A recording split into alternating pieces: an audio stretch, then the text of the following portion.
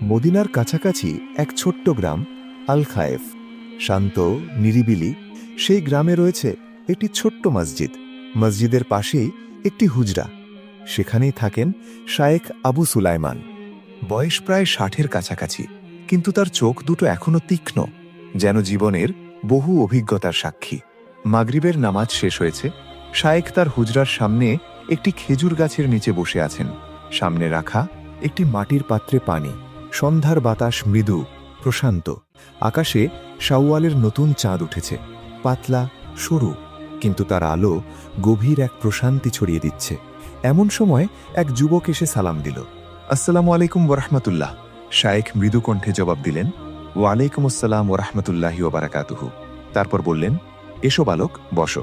যুবকটির নাম ইউসুফ, বয়স ২৫-এর কিছু বেশি, পাশের গ্রামের ছেলে। মাঝে মাঝে সে শায়েখের কাছে আসে, কখনো কোনো মাসালা জানতে, কখনো শুধু কিছুক্ষণ নীরবে বসে থাকতে। ইউসুফ এসে এক কোণে বসল। কিছুক্ষণ নীরবতা। শায়েখও চুপ করে রইলেন। হঠাৎ ইউসুফ নিচু স্বরে বলল, হুজুর, আমার মনে একটা ভারী ভাব অনুভব করছি। শায়েখ তাকালেন তার দিকে। কিসের ভার? ইউসুফ দীর্ঘশ্বাস ফেলে বলল, রমজান চলে গেছে, ঈদও হয়ে গেছে। মনে হচ্ছে একটা বড় কাফেলা চলে গেল, আর আমি পথের ধারে বসে রইলাম। শায়েখ মৃদু হাসলেন। তোমার মন যা অনুভব করছে, এটা ভালো লক্ষণ। ইউসুফ অবাক হয়ে বলল, ভালো লক্ষণ কিভাবে? মন তো খালি লাগছে। শায়েখ একটু সামনে ঝুঁকে বললেন, কারণ যে মাটিতে ফসল হয়, ফসল কাটার পর সেই মাটি খালি দেখায়, কিন্তু সেই খালি মাটিতেই তো আবার নতুন বীজ বোনা হয়। আর যে মাটিতে কখনো ফসলই হয়নি, সেই মাটি খালি দেখায় না, কারণ সে কোনো শূন্যতা অনুভবই করে না। কথাগুলো শুনে ইউসুফ চুপ করে রইল। তার অন্তরে যেন নতুন এক আলো জ্বলে উঠল, একটা শূন্যতা, যা আসলে শেষ নয়, বরং নতুন শুরুর ইঙ্গিত। হুজুর আবার বলতে শুরু করলেন, রমজান চলে গেছে, কিন্তু আল্লাহর রহমত তো থেমে যায়নি। এখন যে মাস এসেছে, শাওয়াল মাস, এ সম্পর্কে কিছু জানো? ইউসুফ বলল, ৬ রোজার কথা শুনেছি, তবে বিস্তারিত জানি না। শায়েখ মৃদু হেসে বললেন, তাহলে বসো, এই সন্ধ্যাটাকে কাজে লাগাই। কিছুক্ষণ নীরব থেকে তিনি বললেন, প্রথমে বলো তো, শাওয়াল শব্দটা শুনলে তোমার কেমন লাগে?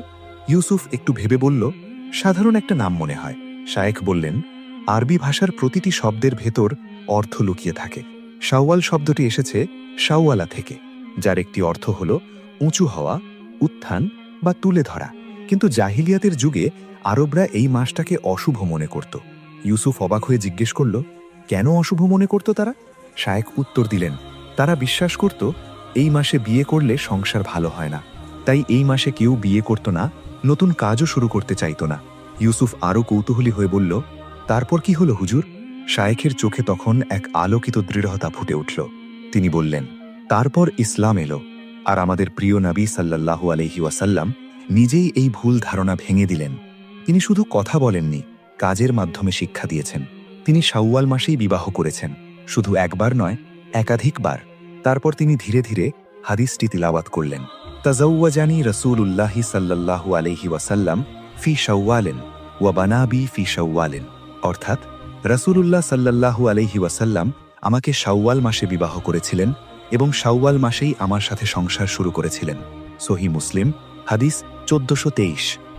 শায়েখ আবার বললেন, হযরত আয়েশা রাদিয়াল্লাহু আনহা এই হাদিস বর্ণনা করে বলতেন, আমাদের মধ্যে কে আমার চেয়ে বেশি মর্যাদাবান হয়েছে?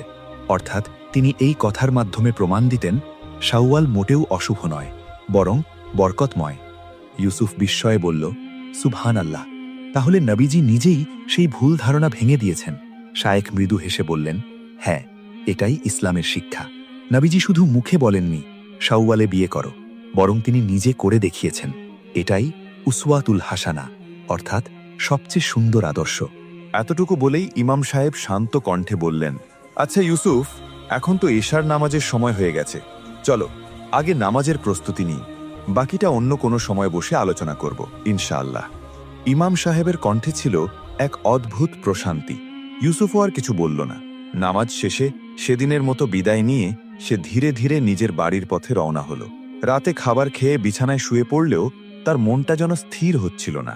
রমজান শেষ হয়ে গেছে, সেই অফুরন্ত রহমত, ইবাদতের বহুগুণ সওয়াবের সুবর্ণ সুযোগ, সবই যেন হঠাৎ করেই দূরে সরে গেছে। তার বুকের ভেতর হালকা এক আফসোস দোলা দিল। সে মনে মনে বলল, আহ, ইমাম সাহেবের কাছ থেকে তো শাওয়ালের 6 রোজার বিষয়টাই জানা হলো না। কিভাবে রাখতে হয়, কি ফজিলত, কিছুই তো শোনা হলো না। কালকেই গিয়ে জেনে নিতে হবে। এই ভাবনায় ডুবে থাকতে থাকতে কখন যে তার চোখে ঘুম নেমে এলো সে নিজেও বুঝতে পারল না। পরদিন সারাদিন কাজের ব্যস্ততায় কেটে গেল। তবুও মাগরিবের নামাজের পর একটু ফাঁক পেটেই তার মন আবার ছুটে গেল সেই অপূর্ণ প্রশ্নের দিকে। আজ আর দেরি নয়। গতকালের মতোই সে দ্রুত পা বাড়াল ইমাম সাহেবের খানকার দিকে। খানকায় পৌঁছে বিনয়ের সাথে সালাম দিল। আসসালামু আলাইকুম হুজুর। ইমাম সাহেব মুচকি হেসে জবাব দিলেন। ইউসুফ আর অপেক্ষা করতে পারল না। সে বলল, হুজুর, শাওয়ালের 6 রোজা সম্পর্কে বিস্তারিত জানতে চাই। ইমাম সাহেবের ঠোঁটে আবারও সেই মায়াবী হাসি ফুটে উঠল। তিনি স্নেহ ভরে বললেন, বসো ইউসুফ, আজ তোমাকে সুন্দর করে সব বুঝিয়ে বলবো। চারপাশে নেমে এলো এক গভীর নীরবতা, আর সন্ধ্যার হালকা বাতাস যেন সেই পরিবেশকে আরও প্রশান্ত করে তুলল। আর সেই নীরবতার মাঝেই শুরু হলো এক মূল্যবান, হৃদয় ছোঁয়া, জ্ঞানগর্ভ আলোচনা। ইমাম সাহেব ধীর স্থির কণ্ঠে বলতে শুরু করলেন, এই 6 রোজার ফজিলত সম্পর্কে যে হাদিসটি সবচেয়ে প্রসিদ্ধ তা সাহাবী হজরত আবু আইয়ুব আল আনসারী রাদিয়াল্লাহু আনহু থেকে বর্ণিত। রাসূলুল্লাহ সাল্লাল্লাহু আলাইহি ওয়াসাল্লাম ইরশাদ করেছেন, মান সামা রমাদান সুম্মা আতবাআহু সিত্তান মিন শাওয়ালিন কানা কাসিয়ামিদ দাহর। অর্থাৎ, যে ব্যক্তি রমজানের রোজা রাখল, তারপর তার সাথে শাওয়ালের 6টি রোজা মিলিয়ে নিল, সে যেন সারা বছর রোজা রাখল। ইউসুফ বিস্ময়ে বলে উঠল, মাত্র 6টি রোজায় সারা বছরের সওয়াব? ইমাম সাহেব, এত সহজে কেন? ইমাম সাহেব মুচকি হেসে বললেন, হ্যাঁ ইউসুফ, এটাই আল্লাহর রহমত। তিনি বান্দার সামান্য আমলকেও অনেক বড় করে দেন। তাই এই 6টি রোজা শুধু একটি আমল নয়, এটা হলো রবের নৈকট্য অর্জনের এক অপূর্ব সুযোগ, একটা নিঃশব্দ প্রমাণ তুমি রমজানের শিক্ষা এখনো ধরে রেখেছ। ইউসুফের চোখ জোড়া বিস্ময়ে ভরে উঠল। সে বলল, আল্লাহু আকবার। এই হিসাবটা যখন মাথায় বসে, বুকের ভেতরটা একদম অন্যরকম অনুভূতিতে ভরে যায়। ইমাম সাহেব ধীরে মাথা নেড়ে বললেন, হ্যাঁ, এজন্যই দিনের ইলম শেখা খুব জরুরি। ইলম না থাকলে এই বিশাল রহমতগুলো চোখের সামনে দিয়েই চলে যায়, কিন্তু মানুষ তা অনুভব করতে পারে না। এই বলে তিনি কিছুক্ষণ থামলেন। চারপাশে নেমে এলো নীরবতা।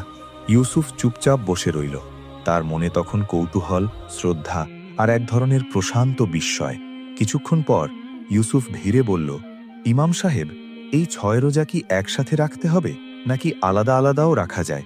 ইমাম সাহেব নরম হাসলেন। এই বিষয়ে আলেমদের মধ্যে তেমন কোনো মতভেদ নেই। একসাথে রাখা হোক বা আলাদা, উভয়ভাবেই জায়েজ।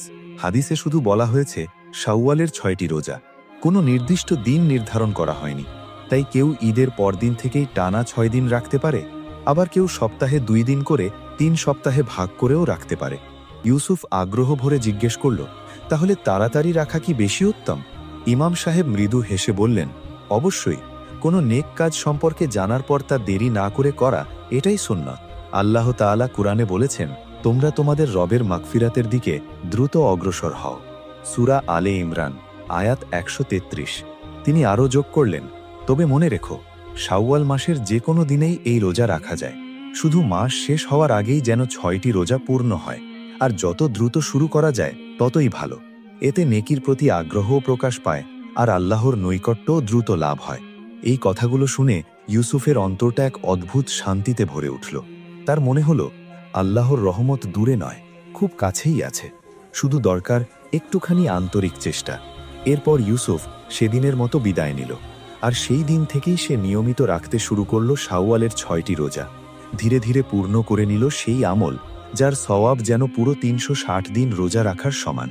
সুবহানাল্লাহ। আল্লাহ তাআলা আমাদেরকেও এই ফজিলতপূর্ণ 6টি রোজা রাখার তৌফিক দান করুন।